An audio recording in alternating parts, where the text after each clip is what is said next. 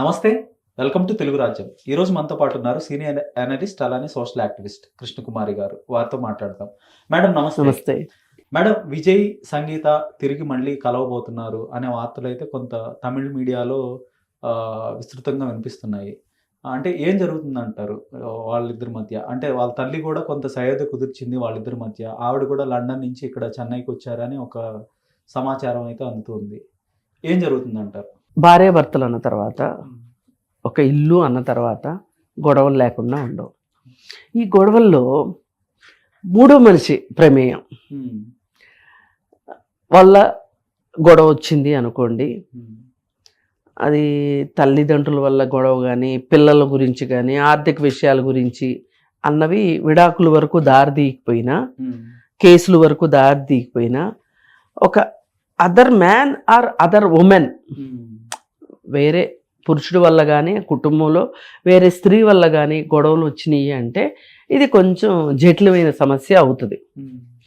ఈ సర్దుకుపోవటం అనేది అసలు ఇంకా మహిళలకు సంబంధించి పురుషులు సర్దుకుపోవటం అనేది చాలా కష్టము. మహిళలు కూడా చాలా తక్కువ మంది సర్దుపోవటానికి సిద్ధపడతారు. ఎక్కువ మంది గొడవ పెట్టుకుంటారు, కానీ ఏదైనా కాస్త ఇబ్బందికరంగానే ఉంటుంది వాతావరణం. వీళ్ళింట్లో కూడా అలాంటిదే వచ్చింది వాతావరణం. అయితే వీళ్ళిద్దరి సాన్నిహిత్యం గురించి, తన భర్తకి వేరే మహిళతో, వేరే సినిమా యాక్టర్తో సాన్నిహిత్యం ఉంది, మాట్లాడను అని చెప్పి కూడా మాట్లాడాడు అని ఈవిడ చెప్పటం జరిగింది సంగీత. సరే, ఏదేమైనా కోర్టులో వేసుకున్నారు. అది భరణం వరకు కూడా, అల్ముని వరకు కూడా డిసైడ్ అయ్యింది.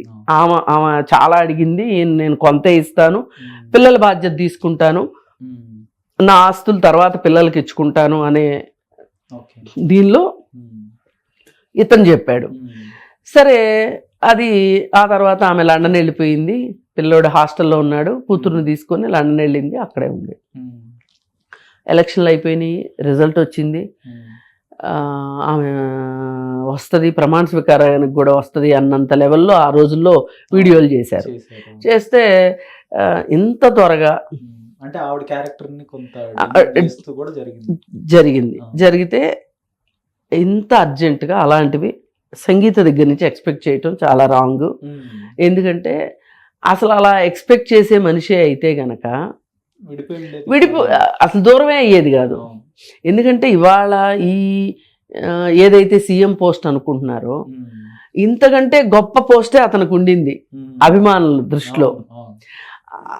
అది ఆమె టేస్ట్ చేసింది ఆల్రెడీ, అదంతా అనుభవించేసింది.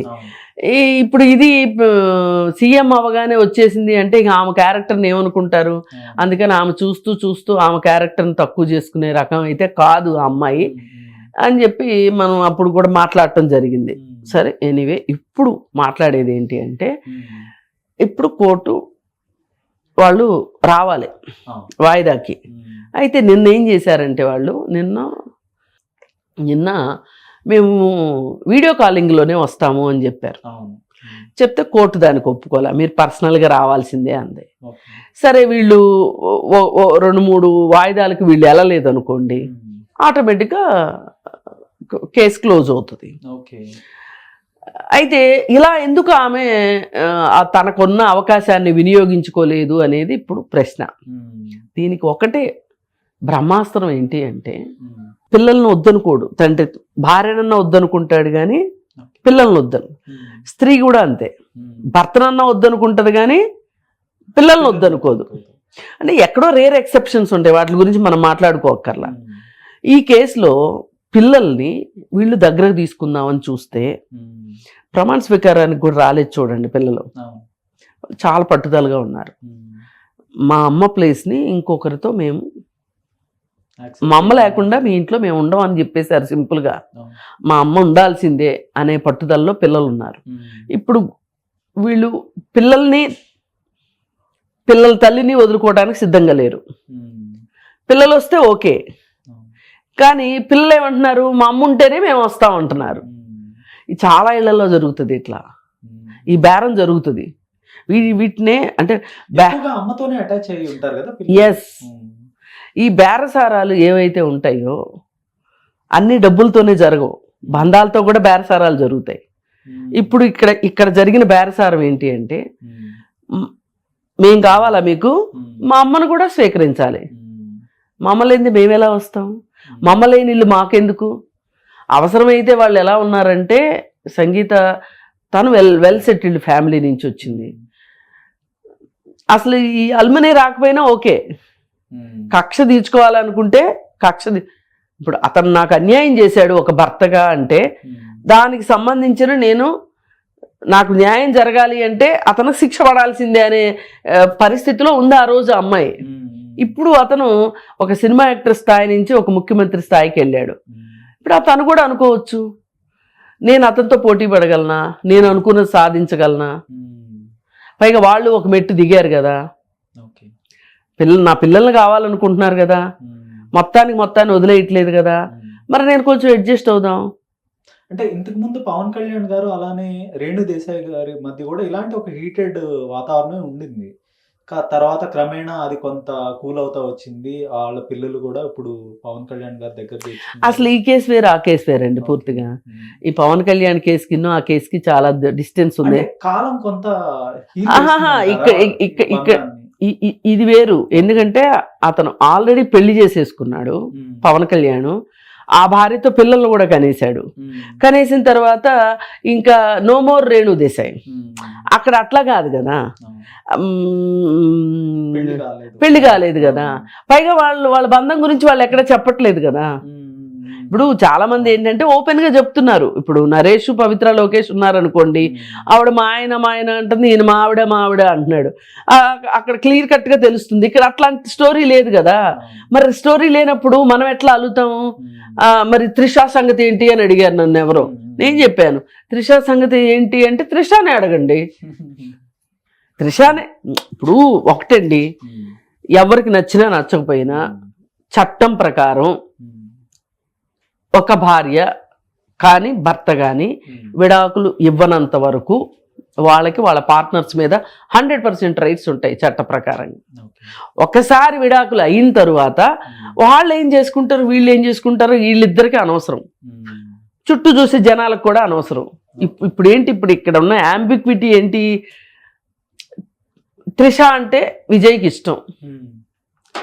ఇప్పుడు ఈ సంగీత పక్కకి వెళ్ళిపోతే త్రిషాని పెళ్లి చేసుకుంటాడు. ఇలా రకరకాలుగా ఆలోచిస్తున్నారు. మనం ఆలోచించినంత ఈజీగా జీవితాలు ఉండవండి. అక్కడ ఏంటి, నిజంగానే సంగీతకి విడాకులు మంజూరైతే అప్పుడు త్రిషాని చేసుకుంటాడా, ఇంకెవరినన్నా చేసుకుంటాడా, అలా పెళ్లి చేసుకోకుండా ఉంటాడా అనేది వేరు. ఇక్కడ ఎవరైనా స్త్రీలైనా పురుషులైనా అర్థం చేసుకోవాల్సింది ఏంటి అంటే, సమాజమైన ఒక భార్య భర్త ఉన్న తర్వాత వాళ్ళు చట్ట ప్రకారం విడాకులు తీసుకుంటేనే రెండో వాళ్ళకి ఒక స్థానం దక్కుతుంది. ఇక్కడ ఇప్పుడు సుప్రీంకోర్టులు చట్ట తీర్పులు ఇవ్వచ్చు, సహజీవనాలు తప్పు కాదు, ఇద్దరు మేజర్ల మధ్యలో రిలేషన్స్ ఉండొచ్చు, వివాహేతర సంబంధాలు తప్పు కాదు, ఇవన్నీ ఇవ్వచ్చు. ఇవన్నీ దేనికి ఉపయోగపడతాయి, ఆ కొంప కోల్టానికి ఉపయోగపడతాయి. అదే కొంపని ఆ ఇంటిని నిర్మించడానికి పనికిరావుగా. ఇంటిని నిర్మించడానికి పనికొచ్చే ఏంటి, ఒకే బంధం. ఒక బంధమే ఇంటిని నిలబెడుతుంది. అంతేగాని నేను మగాడిని నేనేమైనా చేయొచ్చు అని ఇంకెవరికన్నా ఆశలు కల్పించి ఇంకొక మహిళతోటి రిలేషన్లో ఉన్నాడు అనుకోండి, ఈ మహిళ రిలేషన్ కట్ అవ్వనంత వరకు ఆ మహిళకి ఆ పోస్టు ఆ స్థానం దక్కదు. ఇది పెళ్ళి అయిన పురుషుడి దగ్గర నుంచి దగ్గరకి ఒక స్త్రీ తనకి ఒక మంచి స్థానం ఉంటుంది అని అనుకోవటం ఒక భ్రమ, అది ఉండదు. అలాగే ఏ పురుషుడైనా సరే తనకంటూ ఒక భార్య ఉన్న తర్వాత ఇంకొక స్త్రీకి చట్టపరమైన న్యాయాన్ని చెయ్యలేడు. అందుకని ఇక్కడ ఇలాంటి రిలేషన్లోకి రావాలి అనుకుంటే ఇద్దరూ నేరస్తులే అవుతారు ఇక్కడ. అందుకని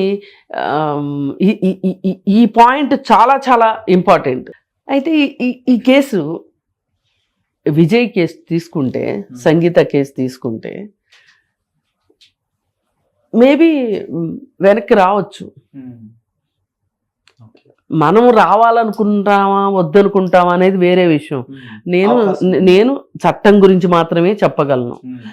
ఈ చట్టంలో ఫ్యామిలీ కౌన్సిలింగ్లో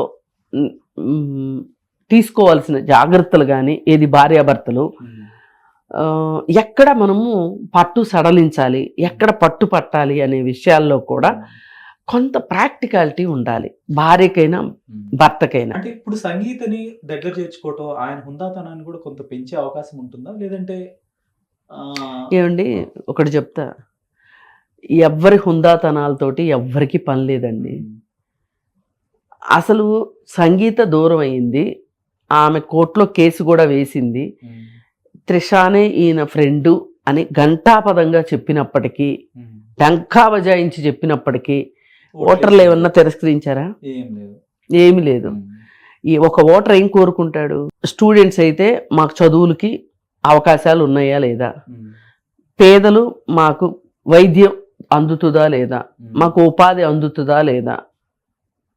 ఇవి ఏ గవర్నమెంట్ నుంచి అయినా కోరుగా కావాలనుకునేవి ఇవి.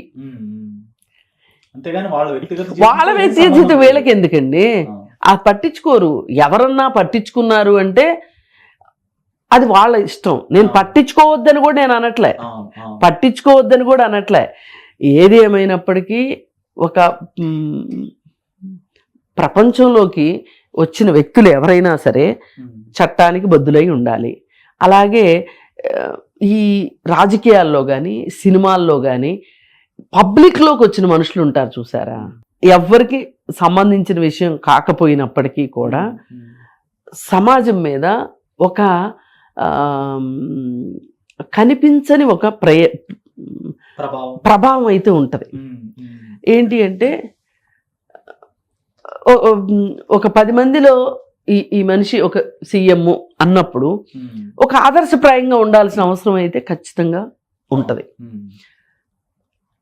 ఇది అందరూ కోరుకుంటారా అంటే కోరుకోకపోవచ్చు.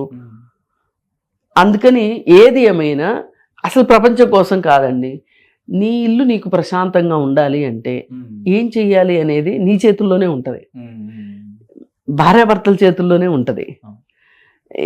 ఇంకెవ్వరూ ఏమీ చేయలేరు.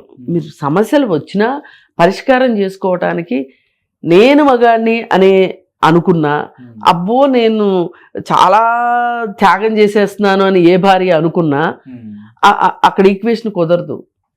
ఎవరి బాధ్యతలు వాళ్ళు నిర్వర్తిస్తేనే ఆ ఇల్లు నిలబడుతుంది, లేదు అనుకుంటే ఇలానే అవుతుంది. అందుకని అలా మదరు చాలా ప్రయత్నం చేస్తుంది అని చెప్పి చాలా వార్తలు బయటకు వస్తున్నాయి. ఎప్పుడైనా ఉంటుందండి ఆ ఎఫెక్టు. మనవడు మనవరాలు కావాలనుకుంటారు, మనవడు మనవరాలు కావాలనుకుంటే మరి మా అమ్మ సంగతి ఏంటి అని వాళ్ళు అడిగినప్పుడు వాళ్ళ దగ్గర సమాధానం ఉండదు కదా. అందుకే ఈ బంధాలు ఇక్కడ దాకా తెచ్చుకోకూడదు. ఎవరికైనా చెప్పగలిగేది అదే. ధన్యవాదాలు.